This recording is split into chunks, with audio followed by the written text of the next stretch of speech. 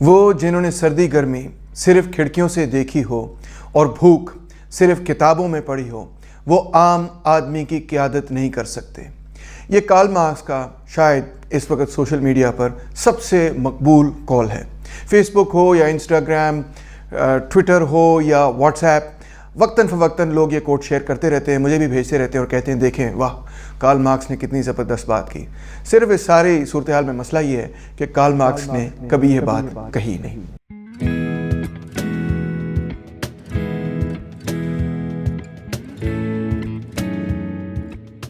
یہ کوٹیشن بالکل ایک فیک کوٹ ہے، کارل مارکس نے کبھی یہ الفاظ استعمال نہیں کیے۔ ذرا غور کیجئے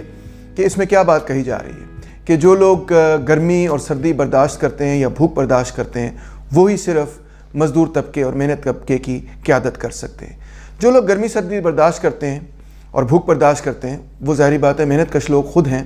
مگر محنت اس کیریکٹرسٹک سے یعنی کہ گرمی سردی برداشت کرنے سے، بھوک برداشت کرنے سے کون سی کوالٹی ان کے اندر نمایاں ہوتی ہے؟ ان کے اندر نمایاں جو کوالٹی ہوتی ہے وہ صرف یہ ہے کہ جسمانی طور پر وہ انتہائی مضبوط ہو جاتے ہیں، مضبوط اعصاب کے بن جاتے ہیں، کیونکہ ان کو مشکلات کا سامنا کرنا پڑتا ہے، اس لیے جسمانی طور پر وہ تندرست و توانا ہو جاتے ہیں، یا کم سے کم ان کی قوت برداشت زیادہ ہو جاتی ہے۔ مگر قوت برداشت زیادہ ہو جانا یا پھر جسمانی طور پر مضبوط ہونا کیا یہ کافی ہے محنت کش طبقے کی قیادت کرنے کے لیے، عوام کی قیادت کرنے کے لیے؟ اس کا جواب ہے کہ کارل مارکس کے نقطہ نظر سے یہ بات درست نہیں، بلکہ عوام محنت کش طبقے کی، مزدور طبقے کی قیادت ظاہری بات ہے وہی انسان کر سکتا ہے جو محنت کش طبقے کے مسائل کو سمجھتا ہو، فلسفے کو سمجھتا ہو، اس بات کو سمجھتا ہو کہ محنت کش طبقے نے کس طرح نجات حاصل کرنی ہے اور کس طرح کسی ایک سوسائٹی کے اندر رہتے ہوئے اس نے محنت کش طبقے کا اقتدار قائم کرنا ہے۔ مارکس کے لیے اس کا مطلب ہے سائنٹیفک لیڈرشپ سب سے زیادہ اہم بات ہے۔ کسی انسان کی ذاتی جسمانی مضبوطی زیادہ اہم نہیں، بلکہ زیادہ اہم بات یہ ہے کہ اس کی فکر، اس کی سوچ سائنٹیفک ہے، دور اندیش ہے کہ نہیں۔ اسی طرح غور کیجئے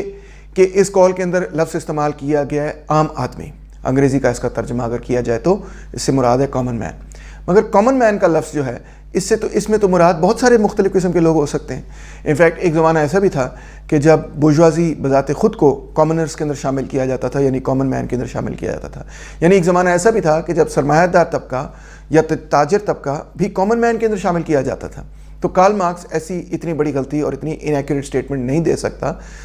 کارل مارکس کی مراد ہمیشہ یہی تھی اور نقطہ نظر ہمیشہ یہ تھا کہ پرولتاریہ یعنی کہ محنت کش طبقہ جو کہ صنعت کے ساتھ جڑا ہوا ہے اس نے اقتدار حاصل کرنا ہے۔ وہ طبقہ جس کے پاس کسی قسم کی اور کوئی ملکیت نہ ہو ماں سوائے اس کے کہ اس نے اپنی قوت ملکیت جو ہے منڈی میں جا کے فروخت کرنی ہے، اس طبقے کو ہم کہتے ہیں پرولتاریہ۔ تو کارل مارکس نے یہ نہیں کہا کہ تم عام آدمی کی قیادت کی بات نہیں کی۔ انفیکٹ مارکس نے تو جو سوشلسٹ عام آدمی کی قیادت کی بات کرتے تھے یا عام آدمی اپنی خود قیادت کرے ان کے خلاف لکھا اور کہا کہ یہ بڑی ان سائنٹیفک قسم کی باتیں ہیں، کیونکہ عام آدمی کے اندر تو بہت سارے مختلف لوگ شامل ہیں، بلکہ بہت سارے مختلف طبقات شامل ہیں۔ عام آدمی کے اندر ایک طرف صنعتی مزدور یعنی پرولتاریہ بھی شامل ہے، تو دوسری طرف لمپن پرولتاریہ بھی شامل ہے، وہ جو کہ بے روزگار ہیں، وہ جو کہ بھیک مانگ رہے ہیں، وہ جو کہ کسی نہ کسی اعتبار سے چوری شوری چھوٹی موٹی کر کے زندہ رہ رہے ہیں۔ تو کارل مارکس نے یہ تو کبھی نہیں کہا کہ لمپن پرولتاریہ جو ہے وہ قیادت کر سکتا ہے، حالانکہ جسمانی طور پہ ہو سکتا ہے وہ بہت ہی طاقتور ہوں، بہت ہی مضبوط اعصاب کے ہوں، مگر لمپن پرولتاریہ عوام کی قیادت نہیں کر سکتی۔ اسی طرح عوام کے اندر تو یا عام آدمی کے اندر تو کسان طبقہ بھی شامل ہے، مگر کارل مارکس نے کبھی یہ نہیں کہا کہ کسان طبقہ جو ہے وہ عوام کی قیادت کرے گا، بلکہ کارل مارکس نے یہ کہا کہ کسان طبقہ تو سرمایہ داری نظام کے پھیلاؤ کے نتیجے میں آہستہ آہستہ بتدریج ختم ہو جائے گا۔ یورپ کے اندر ایسا ہی ہو چکا ہے کہ اب جو کسان ہیں یا تو وہ محنت کش بن گئے، مزدور بن گئے، بڑے بڑی ایگری بزنسز کے لیے کام کرتے ہیں، یا پھر وہ اب کھیتی باڑی کرتے ہی نہیں ہیں، فیکٹریوں کے اندر چلے گئے ہیں۔ تو کسان طبقہ محنت کش طبقے کی قیادت نہیں کر سکتا، جس سے میری مراد ہے پرولتاریہ کی قیادت نہیں کر سکتا۔ کارل مارکس کا نقطہ نظر یہ تھا الٹ کہ پرولتاریہ کو کسان طبقے کی قیادت کرنی ہے۔ تو مارکس کے لیے سب سے اہم بات یہ نہیں تھی کہ عام آدمی کی کون قیادت کرے گا، مگر اہم بات یہ تھی کہ پرولتاریہ اپنی قیادت کرے اور پرولتاریہ ایسی پوزیشن میں آئے کہ وہ قیادت کا اور اختیارات اپنے ریاست کے اپنے ہاتھ میں لینے کی پوزیشن میں آئے، اس کے پاس اقتدار آئے۔ یہ کارل مارکس کا مین ایجنڈا تھا یا مین گول تھا کہ یعنی کہ جو پرولتاریہ طبقہ ہے وہ ریاستی اقتدار سنبھالے۔ اس کے لیے کون سا فرد یا کون سے افراد، مرد ہوں یا عورت ہوں، سب سے بہتر نمائندگی کر سکتے ہیں اس طبقے کی، سب سے بہتر طریقے سے اس طبقے کو اقتدار دلوا سکتے ہیں، ظاہری بات ہے وہی لوگ کر سکتے ہیں جو کہ نمبر 1 اچھے قائد ہیں، نمبر 2